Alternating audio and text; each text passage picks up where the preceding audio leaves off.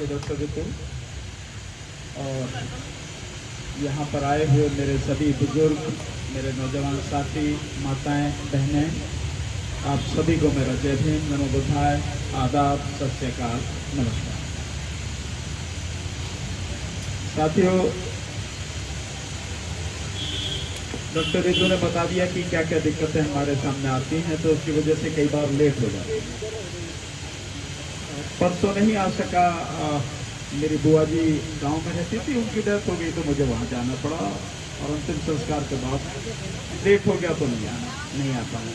तो कुछ ना कुछ ऐसा हो जाता है, नहीं तो हम पूरी कोशिश करते हैं कि किसी भी समय पहुंचे हम लोग को। साथियों, ये जो लड़ाई आज हम लड़ रहे हैं, मेरा मानना यह है कि ये लड़ाई हमें बहुत पहले लड़नी है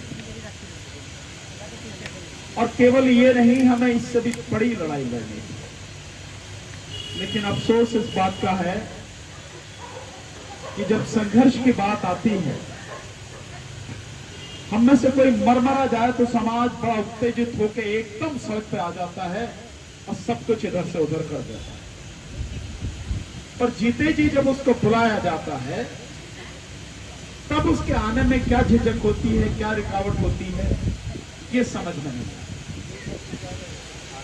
जैसे हम कहे कि हमने ईवीएम के विरोध में आंदोलन चलाया 30 मई 2019, जिस समय मोदी ने दोबारा शपथ ली थी प्रधानमंत्री पद।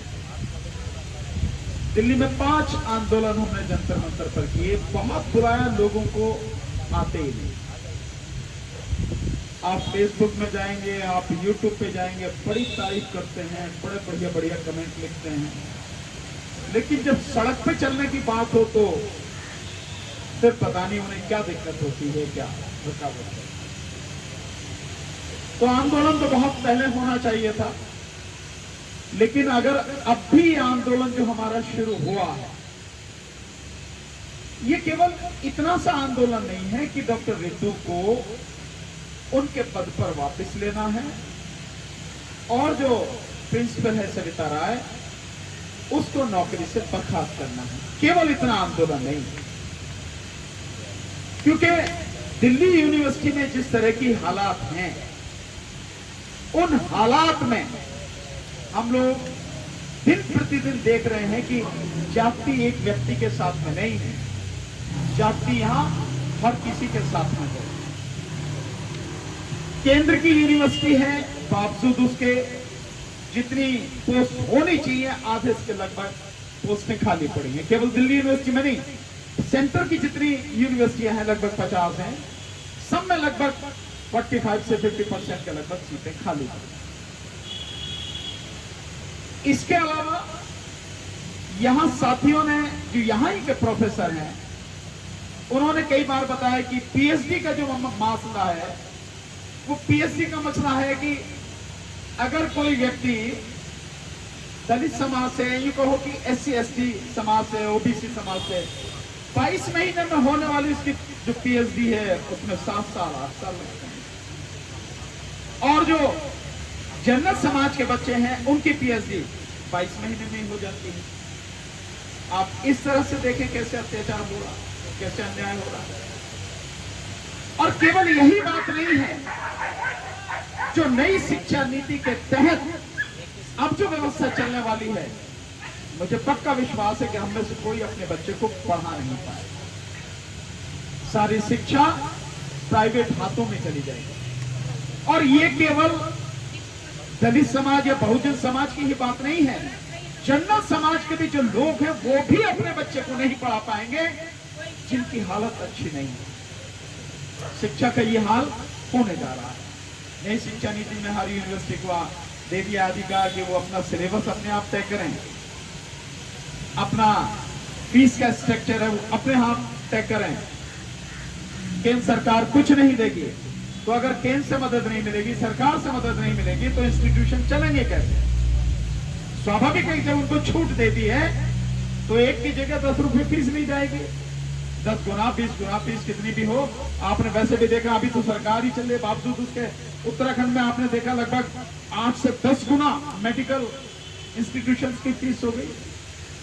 सो ये स्थिति लगातार होती बढ़ती चली जा रही है। मकसद सिर्फ यही है कि जो जनता, ये यूं कहो कि देश की जितनी कुल आबादी है उसमें से सब कुछ चंद हाथों में रहे और बाकी जो आबादी है वो आबादी हर चीज के लिए हाथ फैलाती रहे, गुलाम बनी रहे, दूसरों पर निर्भर रहे, और उसके बावजूद भी वो अपने बच्चों को ना पढ़ा सके, कोई रोजगार उसके हाथ में ना आ सके, कोई बिजनेस ना कर सके, कोई नौकरी ना कर सके। ये सारी चीजें बहुत प्लान वे में, बहुत ही तरीके से इन सबको किया जा रहा है, लेकिन हम सब देख रहे हैं। घरों में बैठे हम सब लोग सो रहे हैं, हम लोग सिर्फ सुन रहे हैं और कुछ नहीं करते। हम चर्चा कर देते हैं। आप जाके देखिए मोहल्लों में आपको 8 से 10 लोग, 12 लोग एक ही जगह पे मंडली मिलेंगे आपको। जिस मोहल्ले में चले जाओ ताश खेलते मिलेंगे। किसी किसी मोहल्ले में एक ही जगह 4-4 मंडली आपको मिल जाएंगे। कोई काम नहीं। कहते हो कि बिजी है, कोई काम कर रहे हो, चलो मान लेंगे कोई काम हो, कोई काम नहीं। 10-11 बजे के बाद में उनका काम केवल और केवल ताश खेलना, सिर्फ इतना काम। वो ताश खेल रहे हैं, वहां से यहां भी आके बैठ सकते हैं, नहीं, समाज से कोई लेना देना नहीं। ये उनकी लड़ाई नहीं है, ये लड़ाई आपकी है। ये जो चेहरे हम देख रहे हैं, मैं समझता हूं इनमें से कोई ऐसा चेहरा नहीं है जो रोज ना आता हो। कुछ चेहरे जरूर आज भी नए हैं, रोज आते हैं नए, लेकिन इनमें से अधिकतर चेहरे वो हैं जो लगातार आ रहे हैं, पहले दिन से आज तक लगातार आ रहे हैं। क्या मसला केवल इन्हीं का है? क्या दर्द केवल इन्हीं को है? क्या इन्हीं का सब कुछ छीना जाएगा? लड़ाई लड़ने की जिम्मेदारी क्या इन्हीं की है? नहीं, लड़ाई लड़ने की जिम्मेदारी सभी की है, सभी को आना पड़ेगा। हम बार बार कहते हैं 85%, 85%।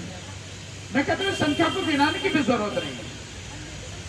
अगर हम सारे लोग जो भी पीड़ित हैं, जिनके हक मारे जा रहे हैं, जिनके अधिकार लूटे जा रहे हैं, उन्हें कुछ भी करने की जरूरत नहीं। आप जरा ध्यान से देखें, बाबा साहब ने कभी किसी को गाली दी क्या? कभी किसी को थप्पड़ मारा क्या? कभी किसी को लाठी, डंडा, गोली, तोप, तमंचे चलाए क्या? कुछ नहीं। शिक्षित थे, कलम चलाई और इस देश की 3,500 साल की जो परंपरा थी उसको बदल कर रख दिया। हमारी तो आबादी इतनी है, इतनी आबादी है, पर इस आबादी में से केवल 1%, मैं केवल 1% की बात कर रहा हूं, इससे ज्यादा की नहीं।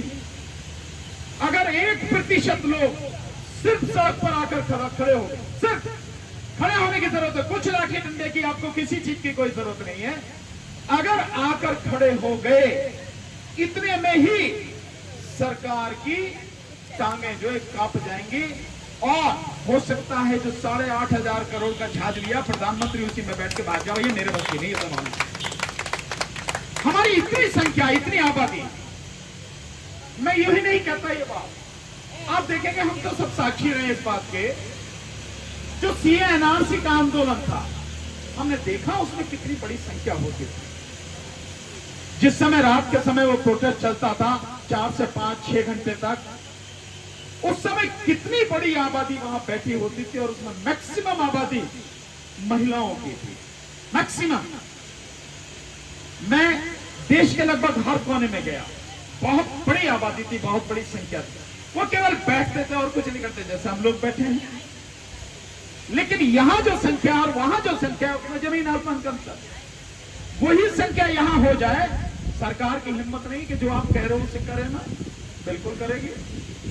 वो संख्या वहां पर थी, आंदोलन इतना बड़ा था, सरकार की हिम्मत नहीं हो सकी कि सीएनआरसी नागरिकता का कानून लागू कर सके। संसद से पास कराने के बाद, राष्ट्रपति के साइन कराने के बाद, नोटिफिकेशन के बाद भी लागू तो नहीं कर पाई अभी तक। तो संख्या ही काफी है।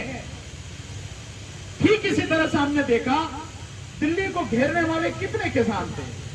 ज्यादा से ज्यादा 1 लाख लोग होंगे, 1-1.5 लाख, जिन्होंने तीनों चारों तरफ से दिल्ली को घेर रखा था। इतनी बड़ी संख्या ने सरकार की सांसें फुला दी। कोई दिक्कत नहीं, 13 महीने बैठना पड़ा, क्या फर्क पड़ता, बैठे हैं, लड़ाई है, हमें नहीं पता लड़ाई कितने दिन तक चलेगी, जब तक चलेगी जब तक लड़ेंगे, और जिसमें हिम्मत ना हो उसे लड़ना भी नहीं चाहिए, बैठना भी नहीं चाहिए। तो बैठे, 13 महीने लड़ाई चली और हराया, प्रधानमंत्री ने सब अपनी हार जो स्वीकार करी, कानून वापस लिए। सो हमारी संख्या ही अगर हम आकर बाहर निकलकर खड़े हो जाएं, वही काफी है हमारी बात को मनवाने के लिए, लेकिन हम निकलते नहीं। फिर दोहरा रहा हूं उस बात को, हम में से यहां जितने बैठे हैं, एक आध कोई मर आ गया तो कहने की जरूरत नहीं पड़ेगी, सोशल मीडिया पर जाती कि वो मर लिया, सब अर्थी उठाने आ जाएंगे, बल्कि फूंक फांक देंगे सारी यूनिवर्सिटी को, ये हालत कर देंगे। ये स्थिति है। लेकिन मेरा कहना यह है कि मरने के बाद क्यों यार, जीते जी आकर लड़ो ना साथ में। और अब तो इतना बढ़िया मौका है कि चुनाव सर पे है, और सरकारें जितनी भी होती हैं, जब चुनाव सर पे होते हैं तब वो आपकी बात जरूर मानती हैं। भाई राजेंद्र गौतम तो मंत्री रहे हैं, इस बात को महसूस कर सकते हैं। सो आज का जो समय है, अगर इस समय में लोग बाहर निकल आए, ऐसे लोग जो अन्याय के खिलाफ लड़ना जानते हैं, या ऐसे लोग जो अन्याय बर्दाश्त नहीं करते हैं, या ऐसे लोग जो न्याय के हक में चाहते हैं कि उनके साथ में खड़े हों, सब लोग बाहर निकल आओ, क्या दिक्कत है।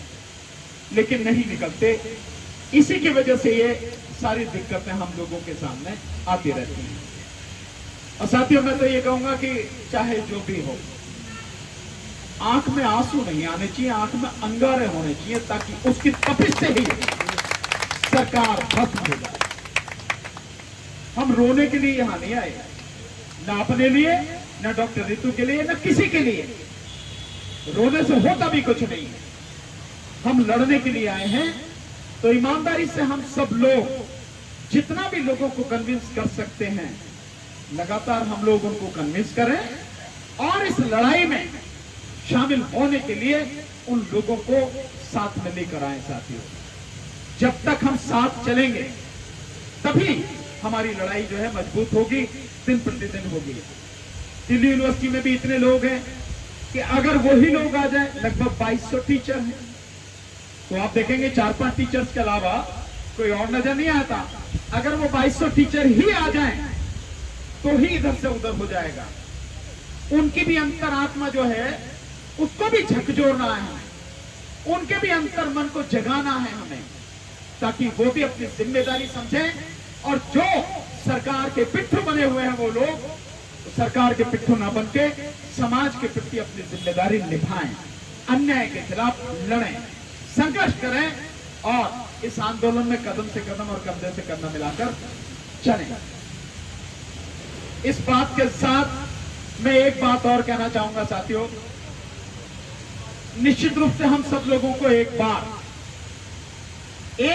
कम से कम जो दौलतराम कॉलेज की प्रिंसिपल है और ये जो वाइस चांसलर है, हम लोग विचार करेंगे 11 तारीख के बाद किस तरह से लोगों को मोबिलाइज करके, और यहां कम से कम 50,000 की संख्या में लोगों को इकट्ठा करके हम उसका भी घेराव करेंगे, बीसी का भी बिल्कुल उसका निकलना बंद करेंगे, और ये दौलतराम कॉलेज के जो प्रिंसिपल है इसका भी घेराव करेंगे।